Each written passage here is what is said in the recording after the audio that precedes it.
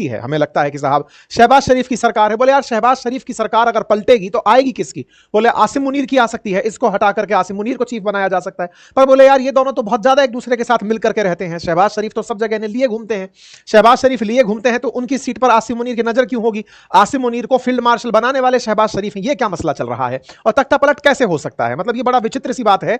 आज के सेशन में अगर हम ये चर्चा कर रहे हैं कि यहां पर कू की स्पेकुलेशन चल रही है कि पाकिस्तान के अंदर तख्ता पलट हो सकता है, कू हो सकता है।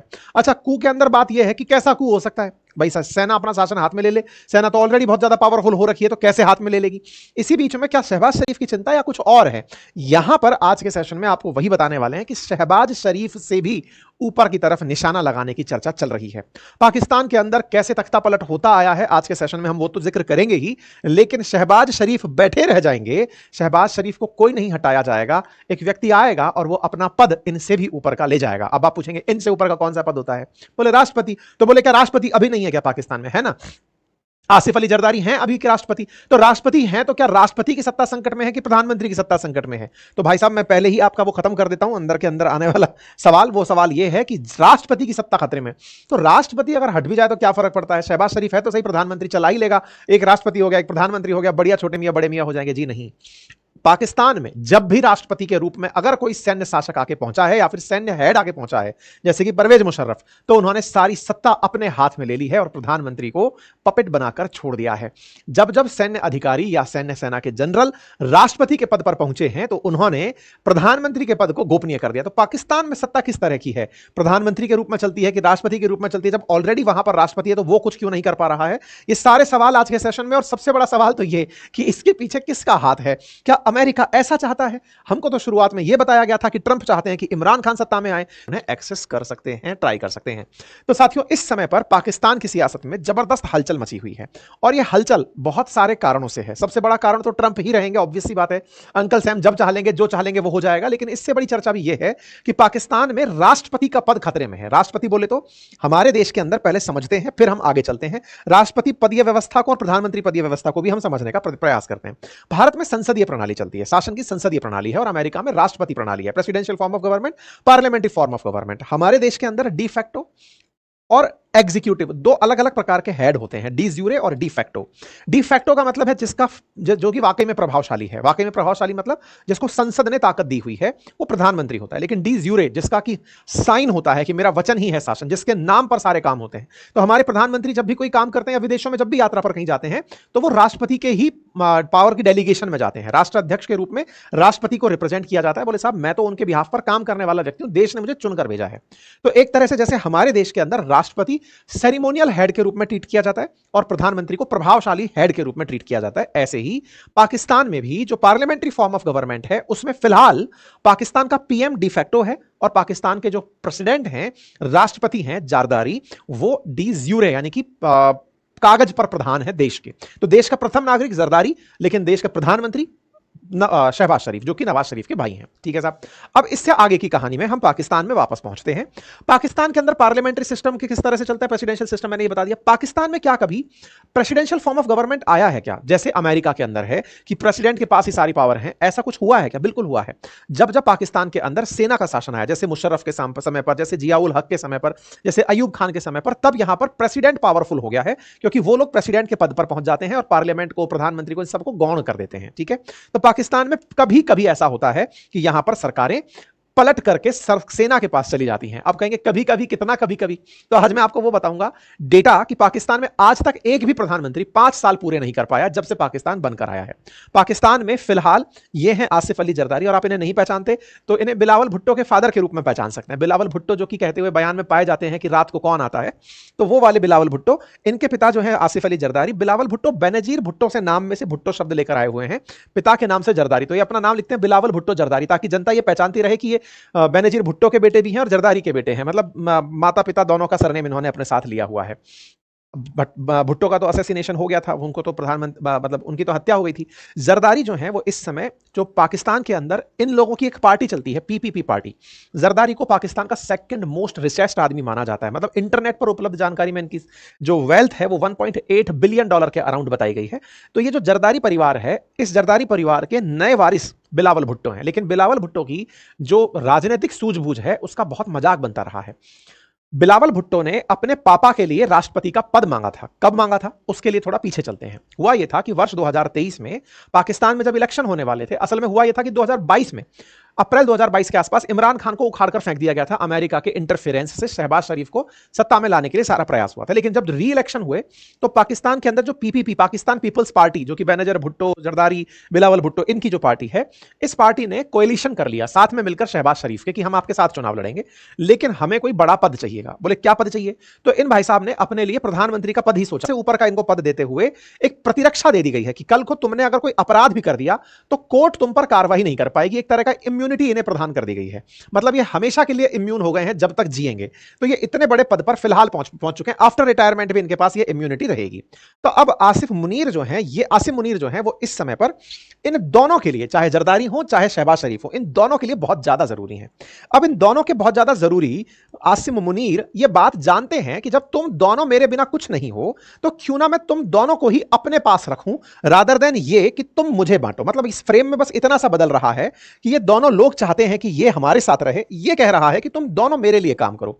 ऐसे में जरदारी को पागल प्रूव किया जा रहा है। अच्छा, ये कई बार मीडिया रिपोर्ट्स में आ चुका है। जरदारी बहुत बार ये बोल चुके हैं कि जब मैं जेल में था, इनके यहां होता यह है कि जिसकी सत्ता होती है वो दूसरे को जेल टिका देती है, नहीं तो वो देश छोड़ के भागता है। जैसे अभी शहबाज शरीफ की सरकार चल रही है तो इमरान खान को जेल में डाला हुआ है। अगर इमरान खान जेल से बाहर आएंगे तो वो इनको जेल टिकाएंगे। जैसे इनके भाई को जेल टिकाने की बात हुई तो नवाज शरीफ भाग लिए और वो लंदन जाके सेट हो गए। तो कल को अगर इमरान खान बाहर आ गए तो फिर इनको जेल जाना होगा। इनके यहां लगभग विपक्ष जेल में ही रहता है। तो ऐसे में जरदारी ने अपने आप को जब जेल में पाया तो काफी टॉर्चर भी उनके साथ हुआ। और ऐसे टॉर्चर में ये कई बार ये कहते पाए जाते हैं कि मेरे साथ जेल में बड़ी यातनाएं हुई, और इन्हें मेंटल इल के रूप में अपोजिशन मजे लेती है कि ये पागल हो चुके हैं, जेल में इनके साथ बहुत कुछ गलत हो गया था।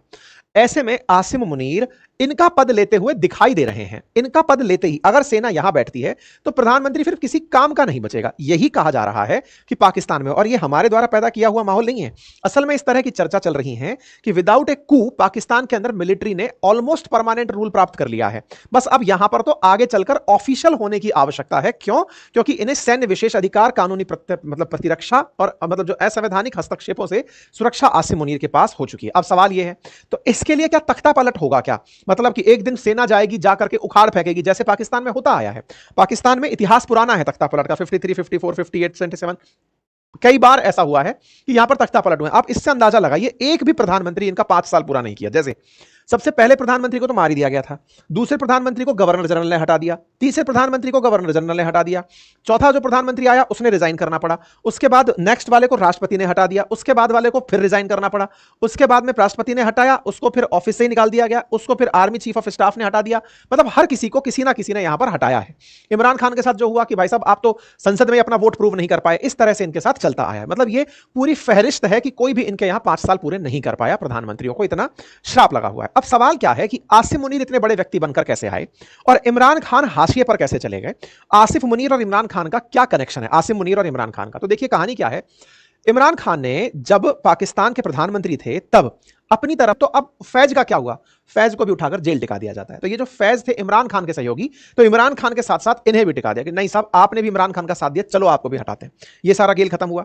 अब इधर की तरफ आसिम मुनीर अपना गढ़ मजबूत करने लगता है कि भाई मुझे अपने आप को मजबूत करना है, कैसे ना कैसे करके इमरान खान को तो वापस नहीं आने देना है, नंबर 1। और नंबर दूसरा, जो सरकार अब चल रही है उसका सबसे प्रिय मैं ही रहूं। तो स्वाभाविक सी बात है, जब एक पार्टी उसके साथ है तो इसको दूसरा हाथ पकड़ना ही था। तो इसने पकड़ा शहबाज शरीफ को। शहबाज शरीफ को बिठाए थे बाइडेन। तो बाइडेन ने जब शहबाज शरीफ को प्रधानमंत्री बनाया था तो शहबाज शरीफ की प्राथमिकताएं थी कि भाई कैसे ना कैसे करके सत्ता बचानी है, सरकार साथ में रखनी है, सेना के साथ में। तो उधर से इनको मिल गया कौन? आसिम मुनीर। इंटरेस्टिंग बात यह है कि ये लोग जो डेमोक्रेटिक पार्टी के हैं, जो ये कहते हैं कि हम लोकतंत्र चाहते हैं, तो इन्होंने शहबाज शरीफ को ही मजबूती दी थी कि तुम सरकार चलाओ, सेना की सरकार में हम विश्वास नहीं रखते। लेकिन ये आदमी, इसका तो कोई किसी भी पक्ष में विश्वास नहीं है, अपॉर्चुनिस्टिक आदमी है, जो फायदे दिखे वो लेना है। शुरुआत में ये व्यक्ति इमरान खान सपोर्टर माना जाता था, और आपको याद भी होगा शुरुआत में हमने इस पर जिक्र भी किया था कि ये चाहते हैं कि वापस से इमरान खान को लाया जाए। और ट्रंप ने कई बार, और ट्रंप के समर्थकों ने, असल में ट्रंप के जो समर्थक सांसद हैं, उन्होंने इमरान खान को जेल से बाहर निकालने के लिए आसिम मुनीर जो इनका यहाँ का आर्मी चीफ है उसे गिरफ्तार करने के लिए भी प्रेशर बनाया। इवन ट्रंप के प्रशासन ने भी कई बार यह तक कहा कि हम चाहते हैं कि आसिम मुनीर को आगे ग्रो ना करने दिया जाए। लेकिन ट्रंप ने ईरान के मसले पर जब आसिम मुनीर को अपने लिए फायदे का पाया, क्योंकि आपको याद होगा कि शुरुआत में पाकिस्तान ईरान के पक्ष में खड़ा हो गया था और पूरे मुस्लिम वर्ल्ड के देशों को अपने साथ आह्वान कर दिया था कि सब एक हो जाओ, हमें ईरान के साथ होने की जरूरत है। उस समय पर ट्रंप ने आसिम मुनीर को सेटल किया कि देखो, बिना सेना के शहबाज शरीफ कुछ बोल नहीं पाएंगे, मैं तुम्हें एक ऑफर देता हूं, और ऑफर यह है कि तुम शहबाज शरीफ को चुप कराओ, मैं तुम्हें पब्लिकली रिकॉग्नाइज करूंगा कि हां तुमने कुछ किया है। यह काम करने में आसिम मुनीर कामयाब हो गए। इन्होंने ईरान का समर्थन जो पाकिस्तान से था वो रोक दिया। परिणाम क्या निकला? इन्हें इनाम में अमेरिका बुलाया गया। आसिम मुनीर को उठा करके वॉशिंगटन डीसी में डोनाल्ड ट्रंप से मिलवाया गया। ट्रंप ने प्रसन्नता में इन्हें कहा कि देखो, पाकिस्तान में वैसे भी अब क्रिप्टो का बाजार शुरू हो रहा है, तुम जाओ और क्रिप्टो के कर्ता धर्ता बन जाओ। इधर से ये जाते हैं और कहते हैं कि सर, हम चाहते हैं कि आपको नोबेल शांति पुरस्कार दिया जाए, आपने भारत और पाकिस्तान का युद्ध रुकवाया था। तो इस तरह से दोनों के बीच में गिव एंड टेक की बात तय होती है। डोनाल्ड ट्रंप जो कि मौका परस्त थे, इमरान खान को भूल जाते हैं, आसिम मुनीर की इज्जत सब जगह बढ़ा देते हैं। पाकिस्तान ने अपनी तरफ से उन्हें नोबेल की बात कही है। मतलब ट्रंप के साथ यह है कि आप इनके सम्मान में अगर 4 चीजें करके आ गए तो वो फिर बदले में कुछ करते जरूर हैं। वही हुआ, नोबेल की बात थी, उधर से इन्हें क्रिप्टो हेड बनाकर भेजा। पर इन्होंने कहा, सर, क्रिप्टो हेड से काम नहीं चलेगा, कुछ तो ऐसा दीजिए ताकि मैं रहूं कि सत्ता में हूं और आपका काम कर पाऊं। हमने इस पर एक डिटेल सेशन किया था कि ट्रंप ने पाकिस्तान का साथ क्यों दिया, या फिर पाकिस्तान किस तरह से अमेरिका का समर्थन पाने में कामयाब हुआ। जो ट्रंप इमरान खान का साथ रखते थे या देना चाहते थे, वो पलटे कैसे। देखिए, इमरान खान की भी एक कहानी है।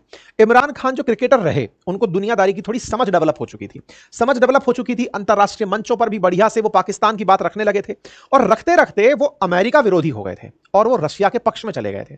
तो ट्रंप को कहीं ना कहीं ये डर जरूर है कि अगर ये वापस बाहर आते हैं तो कहीं ऐसा ना हो कि बाइडेन का जिस तरह से इमरान खान विरोध कर रहे थे, कल को मेरा विरोध करते करते रूस के साथ हो लें।